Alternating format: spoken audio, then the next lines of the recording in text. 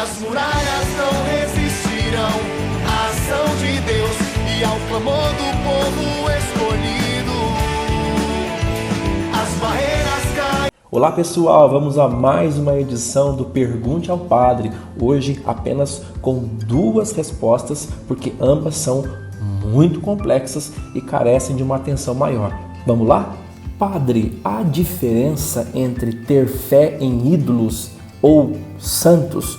Por que a Bíblia diz que não se pode crer em ídolos e somente em Deus? Está correto, a Bíblia diz que não se pode crer em ídolos e somente em Deus. Agora, essa questão de ídolos e santo, idolatria, está baseada em afirmações protestantes que se referem a interpretações equivocadas da palavra de Deus. Porque os evangélicos utilizam textos do livro do Êxodo para falar que Deus reprova o uso das imagens. E é uma interpretação totalmente equivocada, mesmo porque a proibição de Deus não é a de confecção de imagens. A proibição de Deus é de fazer da imagem uma representação de Deus, ou seja, usar de uma imagem para fazer as vezes de Deus. Isso sim é uma idolatria. Agora, antes de Abraão não existia fé, o que existia eram crendices, havia o politeísmo, eram muitos deuses e cada deus era representado através de uma imagem. Depois de Abraão,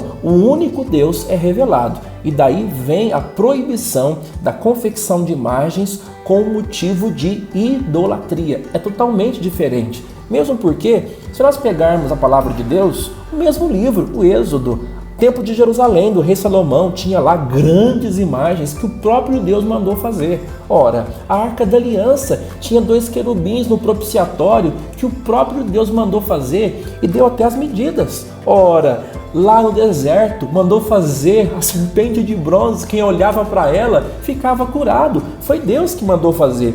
Não bastasse tudo isso, no mesmo livro, o Êxodo, Deus manda fazer imagens, Deus fala como Ele quer e fala quem Ele quer que faça as imagens, quem Ele quer que vá ser o esculpidor dessas imagens. Veja bem, aqui não é a verdade. O mesmo Deus que proíbe imagens por um motivo é o mesmo Deus que autoriza por outros motivos. O problema aqui é de interpretação. Agora, nós não vemos Deus nas imagens de santo que nós temos. Nós vemos imagens, figuras catequéticas que nos remetem a Deus, mesmo porque a idolatria é colocar coisas no lugar de Deus. Os santos para nós não é Deus, mas eles remetem a Deus. Agora, uma coisa é muito certa: Deus, ele pode usar daquilo que ele quiser para realizar aquilo que ele quiser.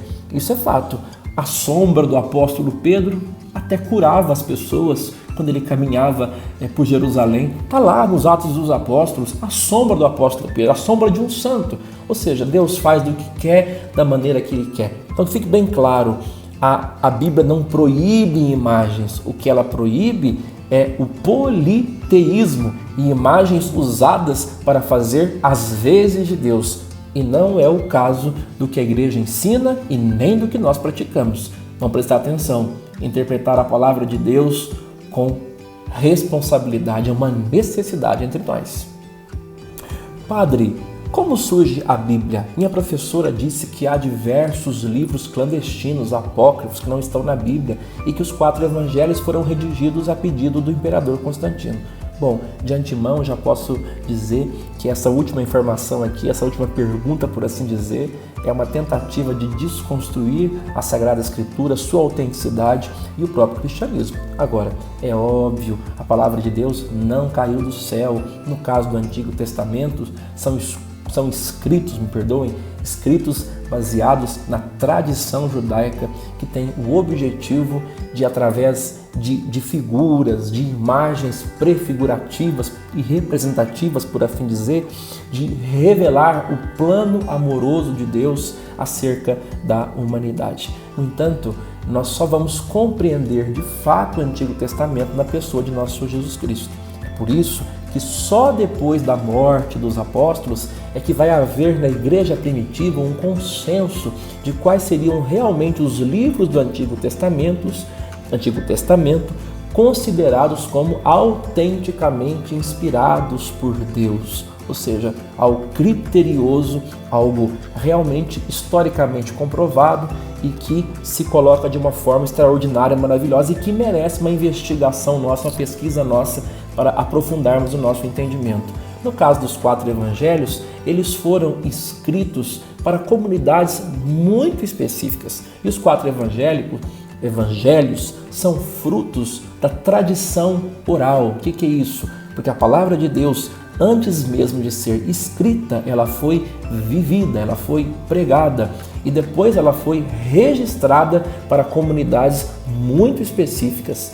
E ora, agora essa questão de livros canônicos, quais são os livros canônicos? São aqueles considerados divinamente inspirados pela tradição apostólica e católica.